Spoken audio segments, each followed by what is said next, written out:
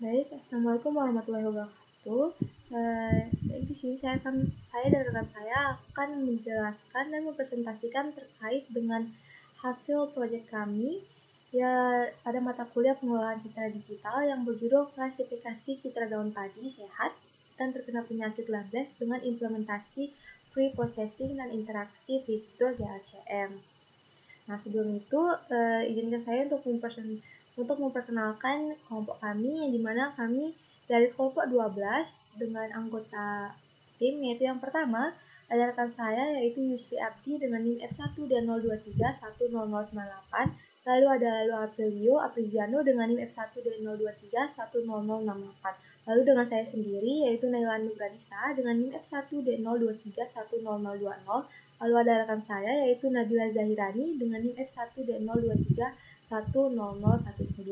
Baik, selanjutnya kita akan ke slide terkait dengan latar belakang yang dimana identifikasi penyakit daun padi seperti labes masih banyak dilakukan secara manual oleh petani dengan mengandalkan pengamatan visual. Nah, cara ini bersifat subjektif dan rentan terhadap kesalahan terutama jika dilakukan tanpa pelatihan khusus. Gejala labes juga sering menyerupai penyakit lain sehingga sulit dibedakan hanya dengan mata. Jadi selama ini masih banyak petani yang masih mengidentifikasi kondisi daun padi apakah masih dalam keadaan sehat atau sudah terkena penyakit seperti labes yang masih dilakukan secara manual. Nah, biasanya mereka melihat seperti perubahan warna, bentuk bercak, atau bahkan kondisi pada fisik daun. Nah, tapi cara ini seringkali kurang akurat karena sangat bergantung pada pengalaman dan hanya pada pengamatan mata, apalagi gejala labes ini biasanya kadang mirip dengan penyakit lain, jadi masih gampang tertukar. Baik, yaitu selanjutnya untuk mengatasi hal itu dibutuhkan sistem klasifikasi otomatis berbasis pengolahan citra digital yang mampu membedakan daun padi mana yang masih dalam keadaan sehat atau daun padi mana yang sudah mengalami terjangkit penyakit yang dilakukan secara konsisten. Nah, salah satu metode yang digunakan adalah Gray Level Cooccurrence Matrix atau GLCM, yang dimana yang dapat mengekstraksi ciri tekstur dari citra daun. Nah, fitur-fitur ini kemudian diklasifikasi menggunakan algoritma machine learning seperti Candidacy Networks atau KNN, lalu ada Super Vector Machine atau SVM, dan terakhir yaitu Random Forest. Nah, dengan pendekatan ini, sistem diharapkan dapat membantu para petani untuk mengidentifikasi penyakit daun padi secara lebih cepat, akurat, dan efisien. Nah, di sini untuk membantu para petani tadi agar tidak salah dalam mengenali penyakit, kita butuh sistem yang bisa bekerja secara otomatis, cepat, dan konsisten. Nah, salah satunya yaitu menggunakan teknologi pengolahan citra digital, yaitu sistem yang bisa menganalisis gambar daun, lalu menentukan apakah daun padi tersebut masih dalam keadaan sehat atau sudah terinfeksi penyakit. Nah, dalam proyek ini kami akhirnya menggunakan metode yang disebut dengan GLCM atau Gray Level Cooccurrence Matrix. Nah, metode ini tadi bisa mengambil ciri-ciri tekstur dari gambar daun yang sudah dikonversi ke warna abu-abu atau ke grayscale. Nah, dari situ kita bisa mendapatkan informasi penting seperti kontras, kolorasi, keseragaman atau energi dari citra daun. Lalu fitur-fitur tadi kita masukkan ke dalam model machine learning seperti KNN tadi, SVM, atau Random Forest, di mana untuk mengklasifikasi daun padi mana yang masih dalam keadaan sehat dan daun padi mana yang sudah terkena atau terinfeksi penyakit labes. Nah, sehingga jadi pada sistem ini kami berharap untuk bisa membantu para petani dalam mendeteksi penyakit daun padi mana yang sudah terkena penyakit atau masih dalam keadaan sehat yang bisa dilakukan secara cepat dan akurat tanpa harus mengandalkan cara manual yang masih sering keliru. Baik, selanjutnya terkait dengan deskripsi program. Seperti yang dijelaskan bahwa program ini merupakan sistem klasifikasi daun padi yang dirancang untuk membedakan antara daun padi mana yang sehat dan yang sudah terinfeksi penyakit labes. Seperti yang saya sudah jelaskan pada slide sebelumnya. Nah, sistem ini juga dikembangkan sebagai solusi untuk membantu para petani dalam mendeteksi penyakit secara dini. Gunanya itu untuk meningkatkan efisiensi penanganan dan pengendalian pada penyakit tanaman. Proses ini dimulai dengan pengumpulan data berupa 200 citra daun padi yang telah melalui tahap pre-processing, yaitu konversi ke grayscale dan normalisasi pencahayaan. Selanjutnya dilakukan ekstraksi fitur fitur tekstur menggunakan metode Gray Level Co-occurrence Matrix atau GACM yang dimana dilakukan dari 4 arah sudut, yaitu yang pertama ada 0 derajat, 45 derajat, 90 derajat, bahkan 135 derajat, yang dimana sehingga menghasilkan 28 fitur penting seperti kontras, homogeneity, dissimilarity, entropy, ASM, bahkan energi serta correlation. Nah, fitur-fitur ini kemudian digunakan sebagai input data pada klasifikasi yang dilatih menggunakan algoritma machine learning, yaitu Canvas Network atau KNN, Super Vector Machine atau SVM, dan Random Forest. Nah, hasil dari klasifikasi tadi berupa label yang bisa menunjukkan apakah daun tersebut masih masuk ke dalam kategori sehat atau sudah terinfeksi penyakit Leblast. Nah, selain juga memberikan hasil klasifikasi, sistem ini juga menampilkan matriks seperti akurasi, conversion matrix untuk mengukur performa model. Dengan adanya sistem ini, diharapkan kembali bahwa dapat dilakukan proses identifikasi penyakit pada daun padi, dapat dilakukan secara akurat, efisiensi, dan bahkan mengurangi ketergantungan pada pengamatan visual yang bersifat subjektif. Lalu lanjut ke slide selanjutnya, yaitu terkait dengan dataset dan label. Jadi di sini kami menggunakan dataset yang terdiri dari citra daun padi yang terbagi menjadi 2 kategori utama, yaitu yang pertama ada daun padi yang masih dalam keadaan sehat, dan ada juga daun padi yang sudah terinfeksi penyakit Leblast. Jadi secara keseluruhan ini kami menggunakan dataset yaitu berupa 200 citra daun padi yang dimana yang masih dalam keadaan sehat, dan 100-nya lagi yang sudah terkena penyakit atau terinfeksi penyakit Leblast. Mungkin sekian dari saya. Untuk slide selanjutnya atau pembahasan selanjutnya akan dijelaskan oleh rekan saya. Mungkin kepada rekan saya dipersilahkan. Baik, perkenalkan, nama saya Nabila Zahirani dengan NIM F1D0231019. Jadi di sini saya akan menjelaskan analisis proses inti seperti ekstraksi fitur dan pelatihan model klasifikasi. Jadi kami terlebih dahulu menyusun serangkaian langkah awal untuk mempersiapkan citra daun agar lebih bersih dan seragam. Langkah pertama yang kami lakukan adalah konversi citra ke grayscale. Tujuannya adalah menyederhanakan warna citra dari RGB menjadi satu kanal keabuan. Ini penting karena informasi, tekstur, dan pola pada daun biasanya cukup terlihat di grayscale, sehingga tidak perlu memproses 3 kanal warna sekaligus. Selanjutnya, setelah itu gambar di-resize atau diubah ukurannya menjadi resolusi yang seragam, yakni dengan ukuran 512 x 512 agar proses berikutnya bisa dilakukan dengan standar yang sama untuk semua gambar. Yang selanjutnya adalah tahap ketiga, yaitu adalah normalisasi, yakni mengubah nilai pixel agar berada dalam rentang tertentu, misalnya antara 0 sampai 1. Ini penting untuk mengurangi efek pencahayaan yang tidak merata dan mempercepat proses komputasi di tahap selanjutnya. Setelah citra ternormalisasi, kami melakukan proses thresholding, yaitu mengubah gambar menjadi hitam putih atau biner berdasarkan ambang tertentu. Tujuannya untuk memisahkan area objek atau daun dari latar belakang. Jadi di sini kami menerapkan deteksi tepi menggunakan operator perawat, di mana proses ini akan menyoroti bagian-bagian tepi atau batas dari bercak penyakit yang ada di daun, sehingga memudahkan proses identifikasi. Namun, hasil dari deteksi tepi biasanya masih terdapat noise atau bagian-bagian kecil yang tidak penting. Maka dari itu kami melakukan morphological opening, yaitu gabungan proses erosi dan dilasi untuk membersihkan noise dan mempertahankan bentuk objek utama.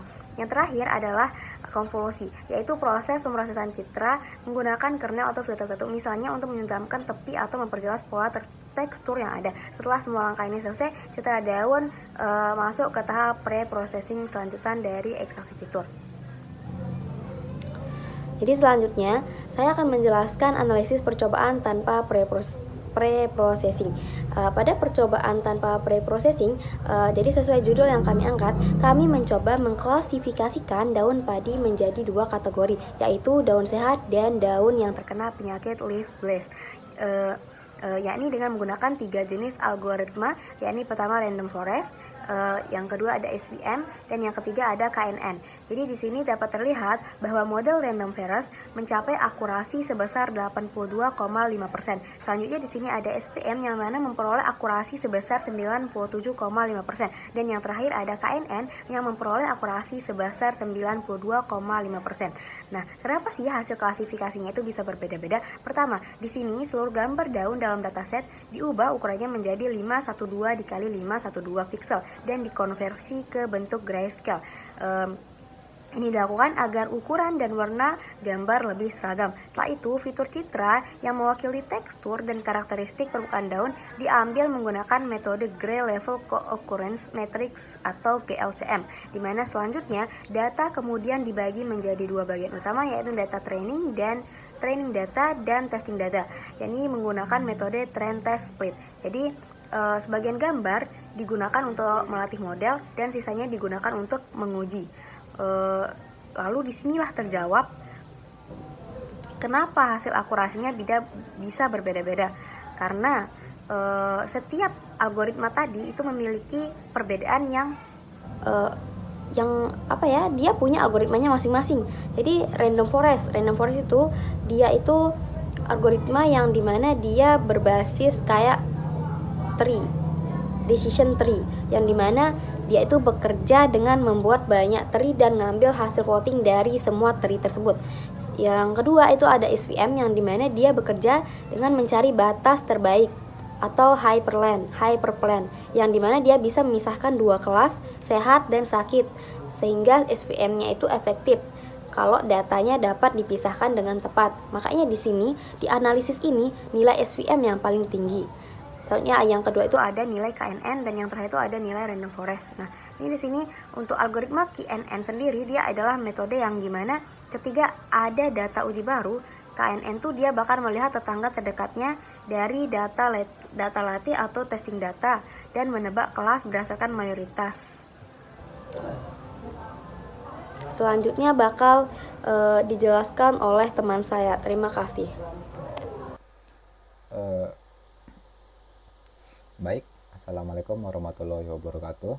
Perkenalkan, nama saya Lalu Aprilio Apriziano dengan NIM F1B02310068 dari kelompok 12. Jadi di sini saya akan menjelaskan tentang analisis percobaan yang telah kelompok kami lakukan.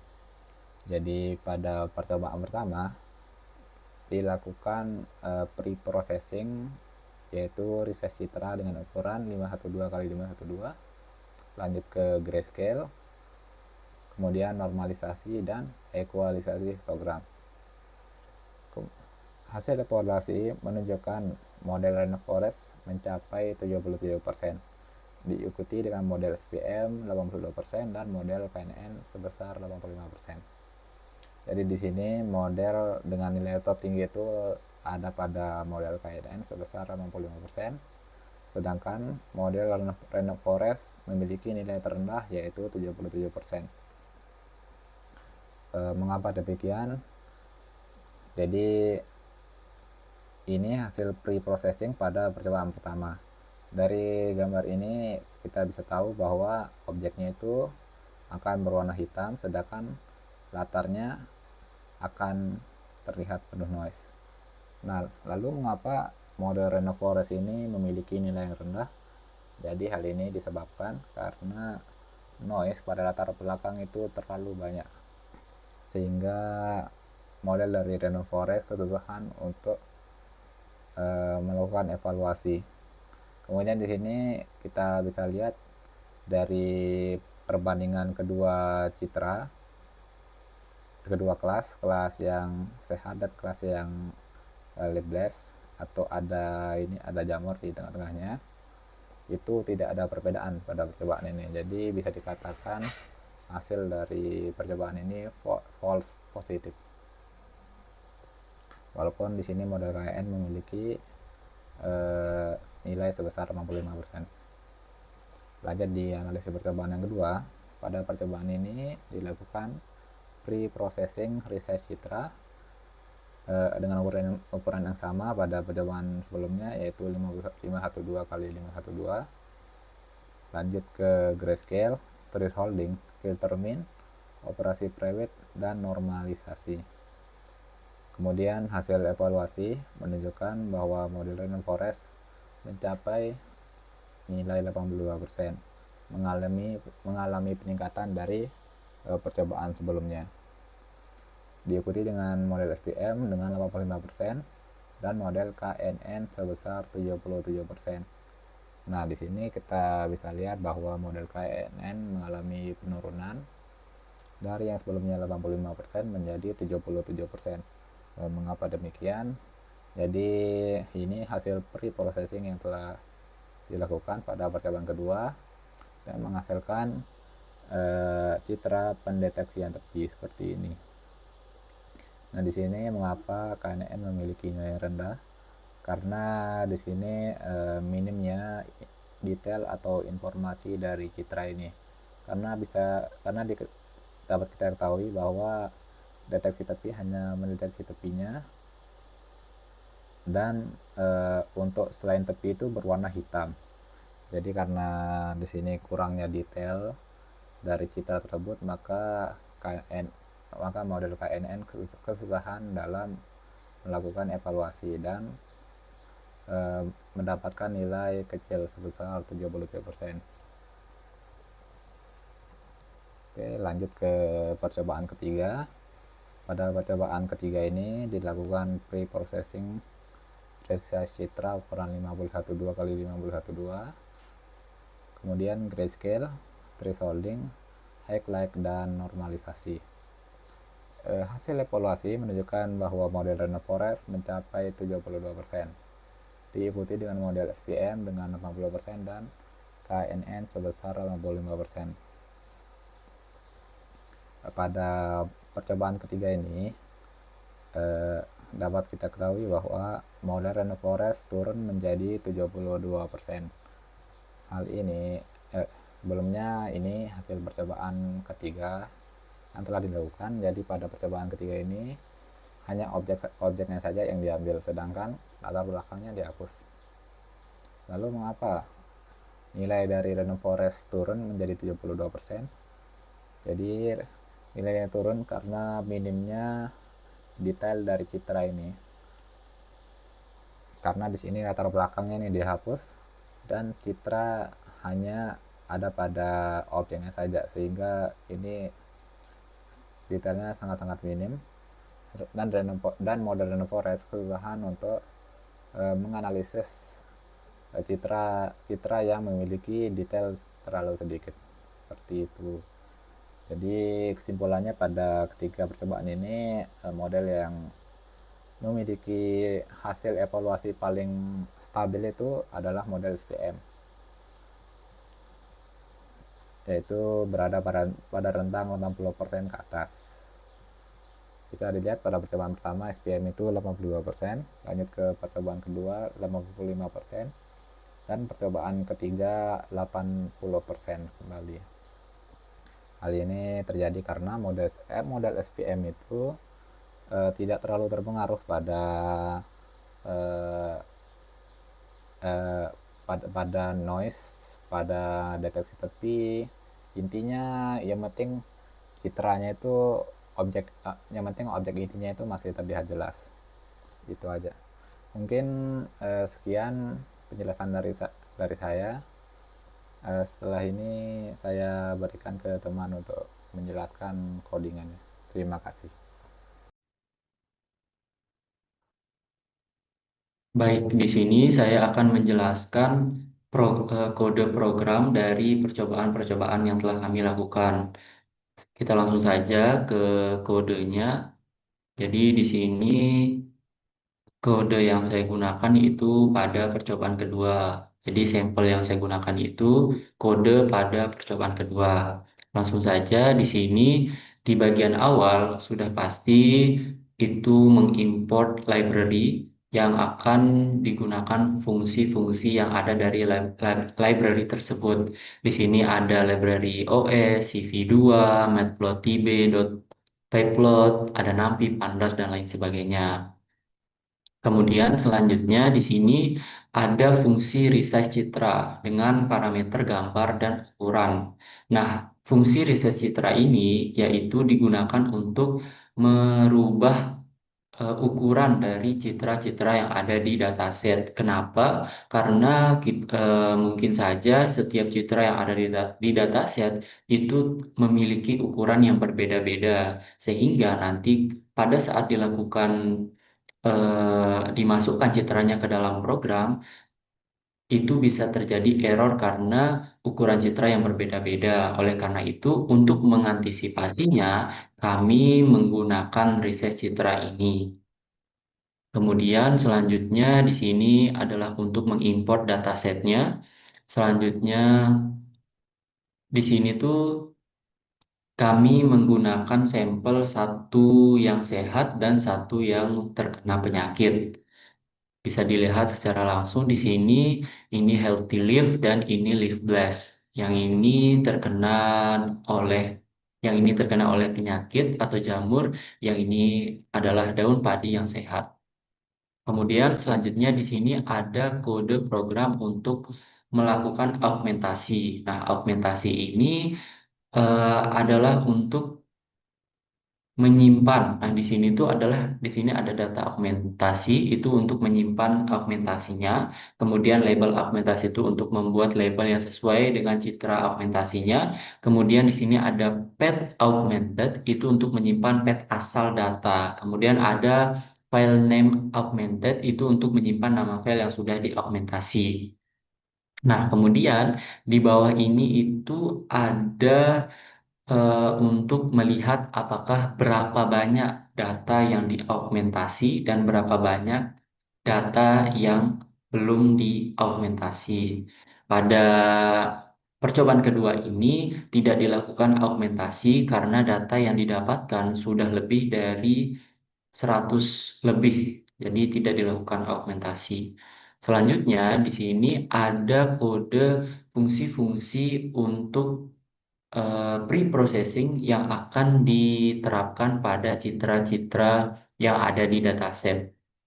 Kita mulai dari yang pertama, yaitu ada fungsi ubah ke gray dengan parameter gambar. Nah, fungsi ubah ke gray ini adalah kode untuk merubah citra dari yang berwarna menjadi grayscale, sehingga nanti bisa dilakukan proses GLCM.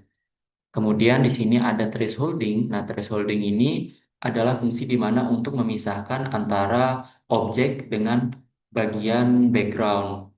Nah, di sini kami menetapkan 125 itu dia akan menjadi objeknya. Kemudian jika kurang dari 125 itu akan menjadi backgroundnya.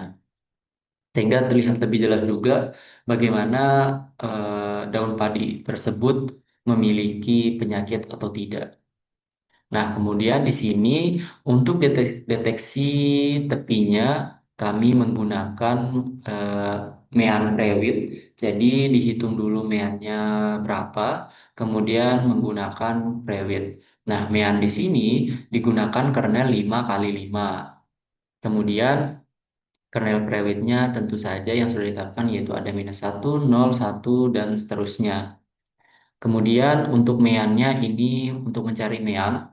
Kenapa menggunakan mean 5 kali 5? Karena pada percobaan-percobaan yang telah dilakukan, mean 5 kali 5 ini cukup pas untuk mendeteksi tepi yang ada dari objek. Kenapa hal tersebut bisa terjadi? Karena mean 5 kali 5 ini tidak terlalu blur dan tidak terlalu jelas juga. Jadi kelihatan dari sisi tepinya. Kemudian di sini ada konvolusi untuk nanti dilakukan dengan menggunakan dari kernel yang sudah diberikan yaitu kernel 5 kali 5. Nah, kemudian setelah itu di sini dideteksi tepinya yaitu menggunakan eh, parameter image, kemudian hasil X dan hasil Y. Nah, di sini baru nanti prewednya itu dilakukan. Kemudian dia akan mengembalikan hasil dari deteksi yang sudah dilakukan, deteksi tepi yang sudah dilakukan. Nah, selanjutnya jika sudah melakukan deteksi tepi itu akan dinormalisasi. Nah, kita langsung saja di sini untuk percobaan yang kedua, di sini ada parameter gambar atau citra yang akan dimasukkan. Nah, di sini kita langsung memanggil fungsi ubah ke gray untuk mengubahnya menjadi grayscale, kemudian dilakukan thresholding untuk memisahkannya dengan objek dengan backgroundnya, kemudian dilakukan deteksi tepi menggunakan mean prewidth. Kemudian di sini hasil yang sudah didapat dari di deteksi tepinya itu dinormalisasi. Kemudian fungsi percobaan ini akan mengembalikan citra yang sudah dilakukan preprocessing. Selanjutnya data yang sudah data yang citra yang sudah di preprocessing akan dimasukkan ke dalam sebuah dictionary itu ke dalam data preprocessing ke dalam list ke dalam list itu akan dimasukkan ke sana. Kemudian juga dibagi setiap percobaannya yaitu yang sehat dengan yang terkena penyakit. Di sini kami menggunakan satu sampel yang sebelah kiri itu yang sehat itu terlihat garis tepi lurus dari daunnya. Kemudian yang sakit itu terlihat ada sebuah lingkaran-lingkaran yang menandakan bahwa penyakit tersebut memiliki penyakit.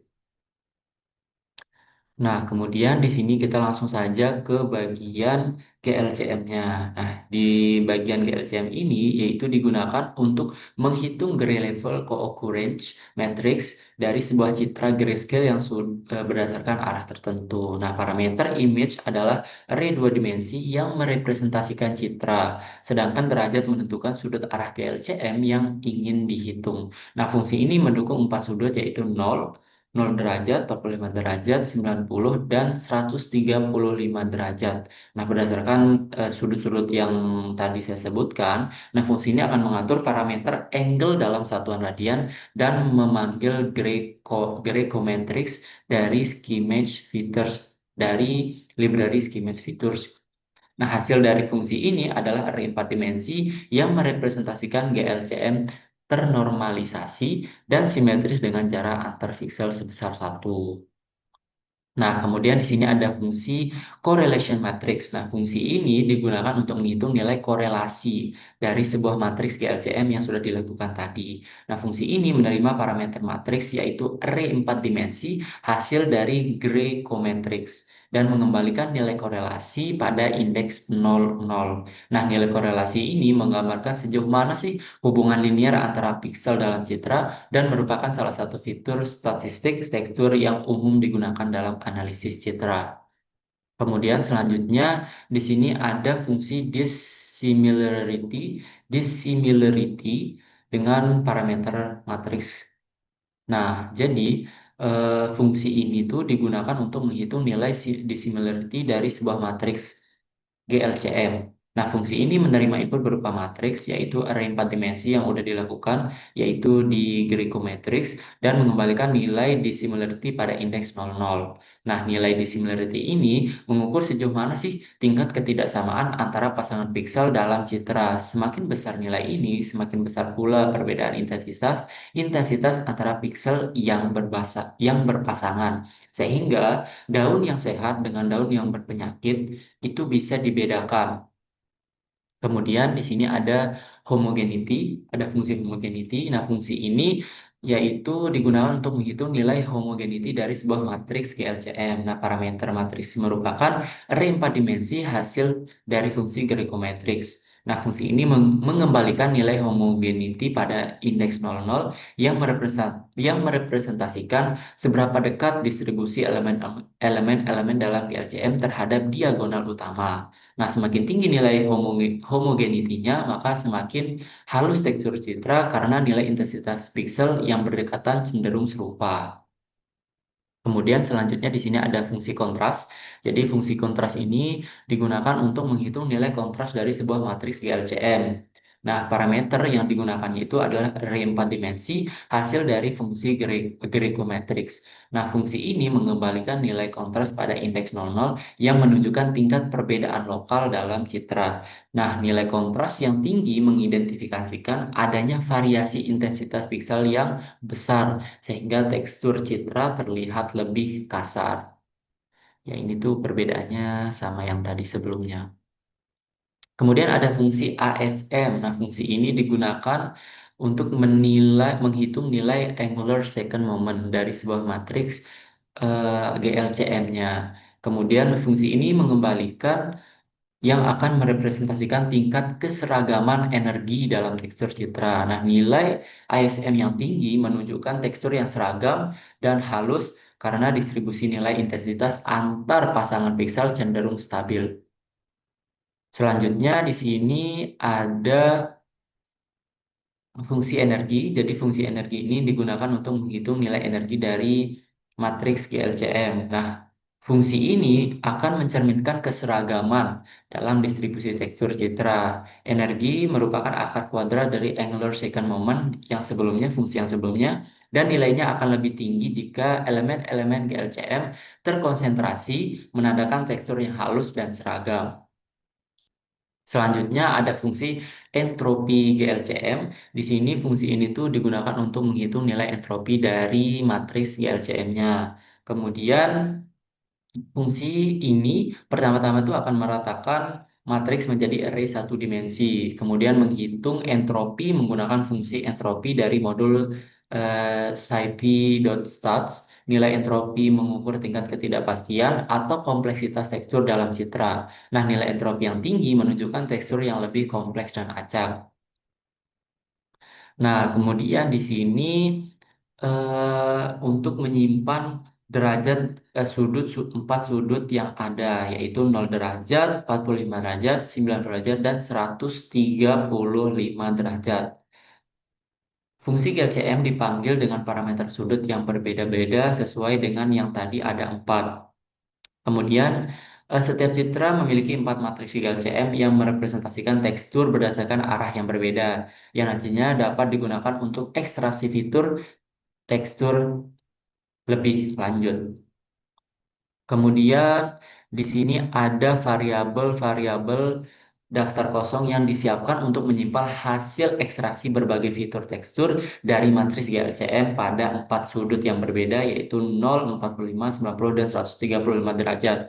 Nah, setiap fitur itu seperti kontras, dissimilarity, homogenitas, entropi, ASM, energi, dan korelasi akan dihitung dari matriks GLCM pada masing-masing sudut dan hasilnya akan disimpan ke dalam daftar yang sesuai dengan sudut dan jenis fiturnya. Dengan cara ini, data fitur tekstur yang lengkap dan terorganisir dapat digunakan untuk analisis atau klasifikasi lebih lanjut. Nah, kode ini, kode perulangan for ini itu akan melakukan ekstraksi fitur korelasi dari matriks GLCM dari sudut yang 4 yaitu 0, 45, 90, dan 135 derajat. Untuk setiap citra itu fungsi correlation dipanggil pada matriks GLCM yang sesuai dengan sudutnya. Kemudian hasil nilai korelasi tersebut disimpan secara berurutan ke dalam daftar correlation 0, correlation 45, correlation 90, dan correlation 135. Dengan ini, kode ini akan mengumpulkan fitur korelasi tekstur untuk seluruh dataset berdasarkan arah yang berbeda. Sama seperti sebelumnya, di sini juga memanggil fungsi kontras yang sudah saya jelaskan sebelumnya, dan itu akan dilakukan ke 4 sudut yang berbeda ke semua citra yang ada di dataset. Ini juga sama, tapi ini memanggil fungsi dissimilarity. Kemudian di sini sama juga, tapi memanggil fungsi homogeneity. Di sini juga sama, tapi mengambil fungsi entropi GLCM. Ini di sini sama juga seperti sebelum-sebelumnya, yaitu memanggil fungsi ASM. Di sini memanggil fungsi energi dan di sini akan ya Nah, yang di sini tuh hasil dari semua fitur tekstur yang telah diekstraksi bersama dengan nama file dan label ke dalam sebuah dictionary data table. Jadi semua yang udah dilakukan di atas tersebut itu akan digabungkan di sini dan akan ditempatkan di sebuah dictionary data table. Nah, dictionary ini kemudian diubah menjadi sebuah data frame pandas dengan pd.data frame data table. Nah, data frame tersebut kemudian disimpan ke file CSV bernama hasil ekstraksi 1 CSV. Nah, tanpa menyertakan indeks. Nah, setelah itu file CSV yang baru saja disimpan dibaca kembali menggunakan pd_read underscore CSV dan hasilnya akan ditampilkan. Nah, dengan cara ini, seluruh data fitur tekstur dan informasi terkait disimpan secara terstruktur dan siap untuk analisis atau proses selanjutnya. Nah, jadi di sini hasil data ekstraksinya dalam bentuk CSV.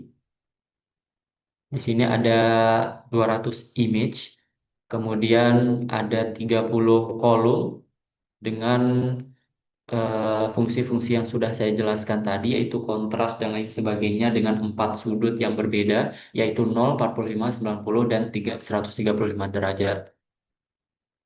Nah, kemudian di sini yaitu melakukan seleksi fitur dengan menghapus fitur yang memiliki korelasi sangat tinggi atau lebih dari sama dengan 0,951 sama lain. Kemudian menampilkan heat map korelasi fitur terpilih untuk memudahkan analisis hubungan antar fitur. Nah, di sini hasilnya bisa dilihat ada kontras 0 sampai 135 derajat, ada 0, 45 derajat, dan seterusnya. Kemudian, kode ada di sini kita akan melakukan memasukkan semua citra yang ada untuk dilakukan eh, pemisahan atau dilakukan ekstraksi. Jadi, kode di atas ini akan membagi dataset fitur X new dan label Y menjadi data latih dan data uji dengan proporsi 80 untuk pelatihan dan 20% untuk pengujian. Nah, jadi eh, dari 200 dari 200 citra, 80%-nya itu digunakan untuk melatih model, kemudian 20%-nya untuk dilakukan pengujian. Nah, menggunakan train test split dengan parameter test size yaitu 0,2 dan random state-nya itu 42 untuk hasil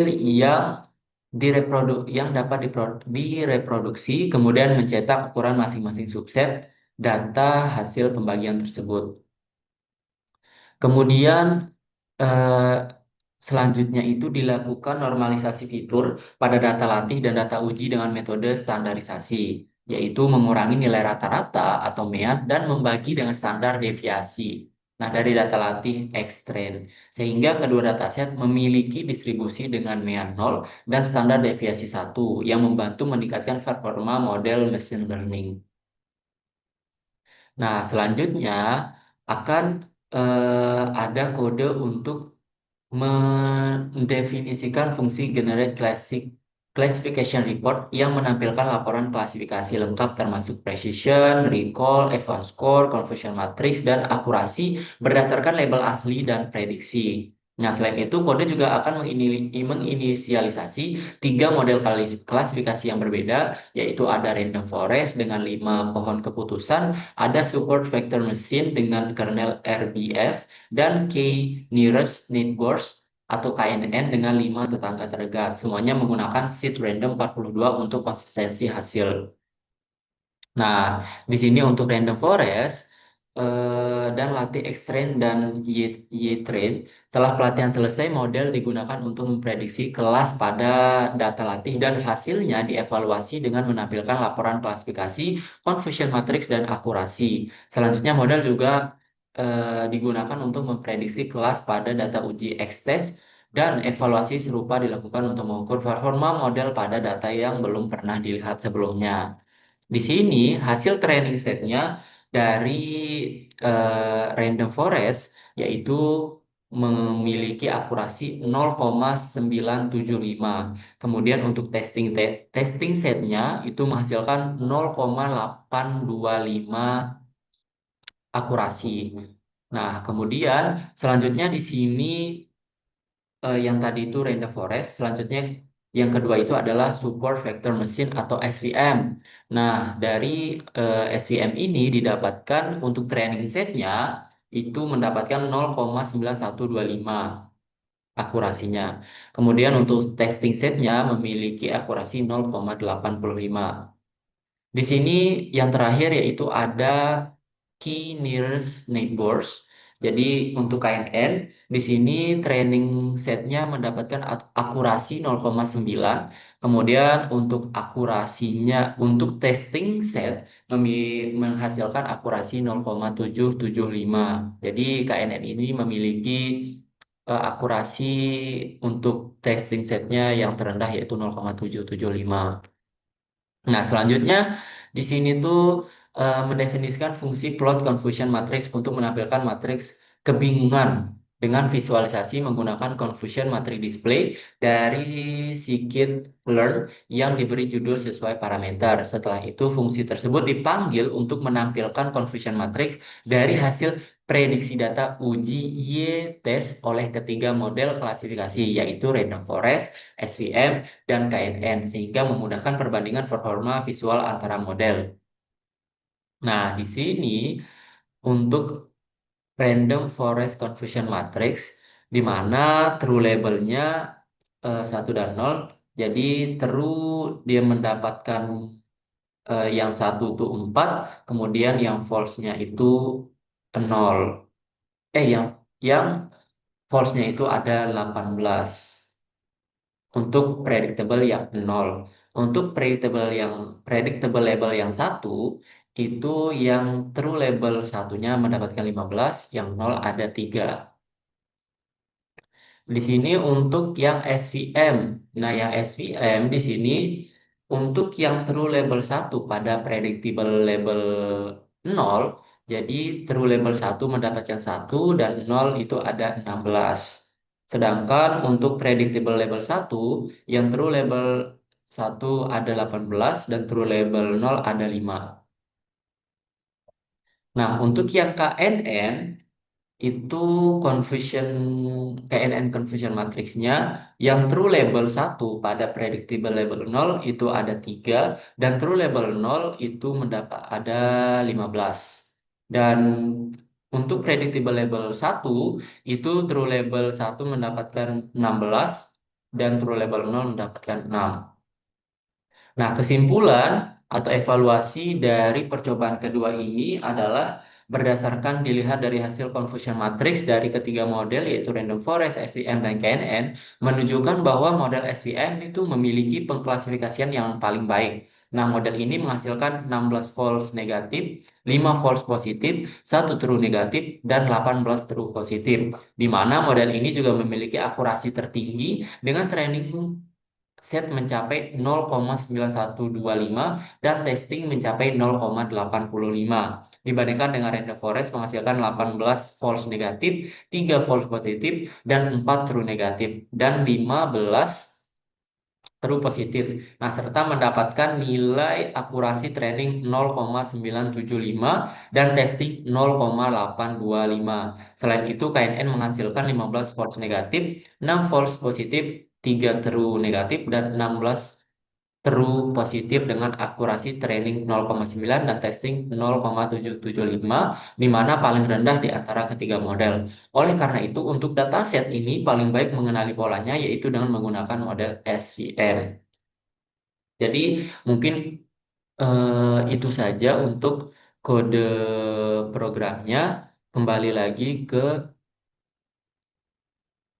slide. Jadi untuk kesimpulannya yaitu dapat diambil bahwa dari percobaan yang telah dilakukan bahwa sistem klasifikasi citra berbasis GLCM dan machine learning ini mampu membedakan daun padi yang sehat dan yang terkena dengan infeksi leaf blast secara otomatis dan akurat. Dengan memanfaatkan 200 citra daun yang telah diproses dan diekstraksi fiturnya, sistem ini berhasil memberikan hasil klasifikasi yang konsisten serta dilengkapi evaluasi performa seperti akurasi dan confusion matrix.